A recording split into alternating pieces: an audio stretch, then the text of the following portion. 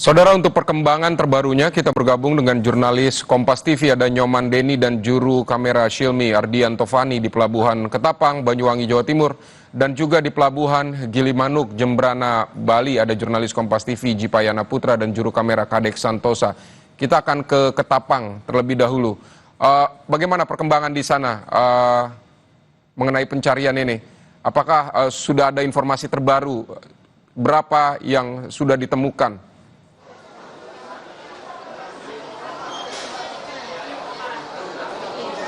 Baik Vidi dan juga pemirsa, saat ini tim Basarnas dan tim SAR gabungan dari pihak TNI dan Polri melanjutkan proses pencarian terhadap 30 orang penumpang kapal Tunu Pratama Jaya yang tenggelam di perairan Selat Bali.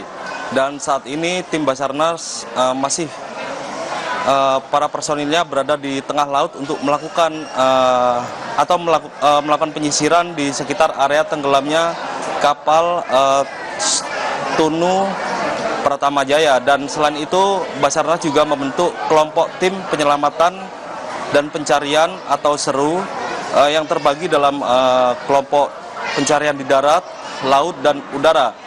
Sementara itu pihak Basarnas juga memperluas proses pencarian dengan melibatkan personil dari TNI Angkatan Darat serta polisi untuk melakukan penyisiran di sepanjang pantai di kawasan Jembrana, khususnya Pantai Cekik yang kemarin beberapa orang korban ditemukan selamat dan meninggal di kawasan sepanjang pantai tersebut. Dan memang pihak Basarnas juga mengerahkan seluruh alutsista atau alat untuk melakukan pencarian termasuk kapal dan alat lainnya untuk mendeteksi keberadaan para penumpang dari kapal Tunu ini yang belum ditemukan.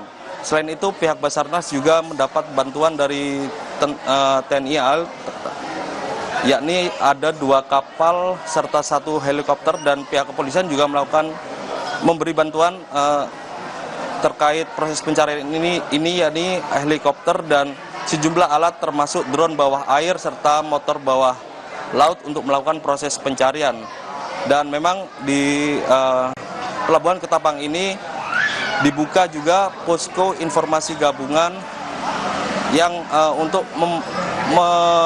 menginformasikan terkait proses pencarian yang dilakukan oleh Basarnas.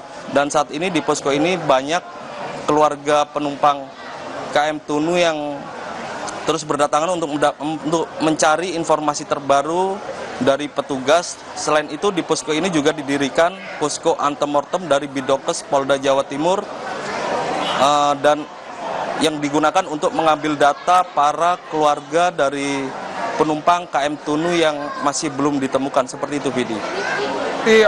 Informasi terakhir ada 30 ya yang belum masih ada 30 orang yang belum ditemukan. Lalu apakah ada laporan terbaru misalnya dari keluarga korban yang masih mencari keluarganya yang ada di kapal itu, atau seperti apa, Nyoman?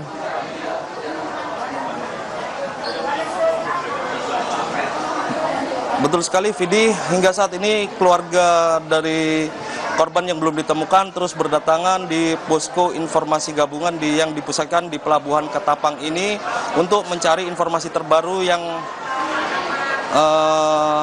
terkait proses pencarian oleh pihak Basarnas. Dan pihak keluarga juga masih berharap agar keluarga yang belum ditemukan ini agar segera ditemukan. Selain itu, pada malam hari kemarin sekitar 29 penumpang kapal yang selamat telah diserahkan ke keluarga dan telah kembali ke Banyuwangi. Sementara itu 6 korban yang meninggal dunia juga telah diserahkan ke pihak keluarga pada hari Kamis malam. Seperti itu, Vidi.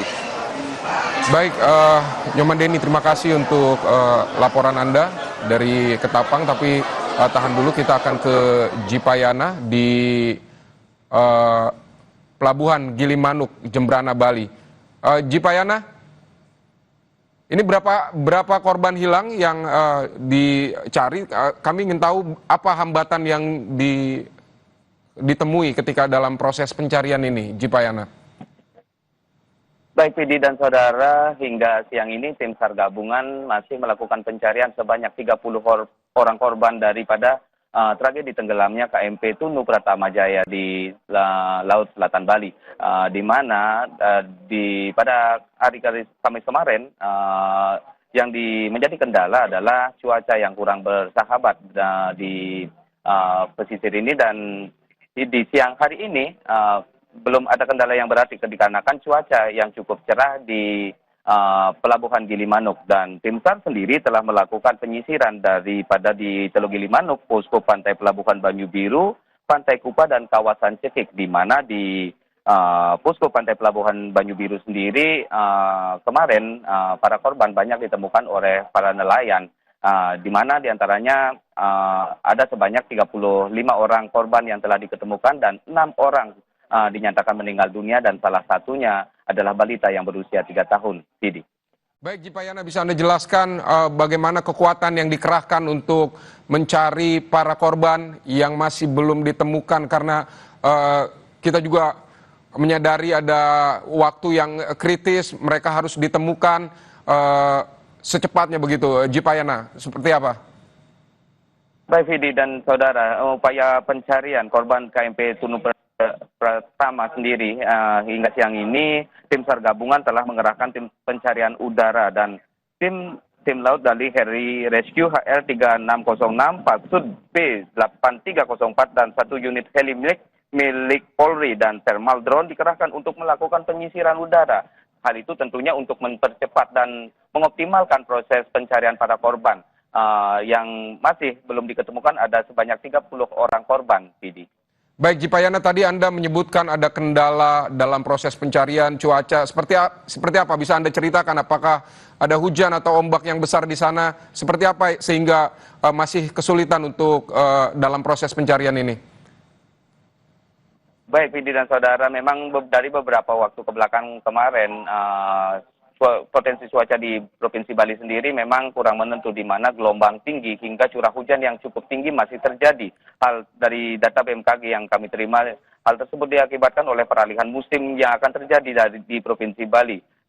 Hal itu tentunya menghambat dari proses pencarian dari tim SAR gabungan sendiri untuk menemukan para korban yang masih belum ditemukan oleh tim gabungan SAR dalam tragedi tenggelamnya KMP Tunu Pratama Jaya di Lautan Selatan Bali ini, Didi. Baik, Jipayana dari Gilimanuk, Bali, dan juga tadi ada Nyoman Deni dari Ketapang, Banyuwangi. Terima kasih untuk laporannya.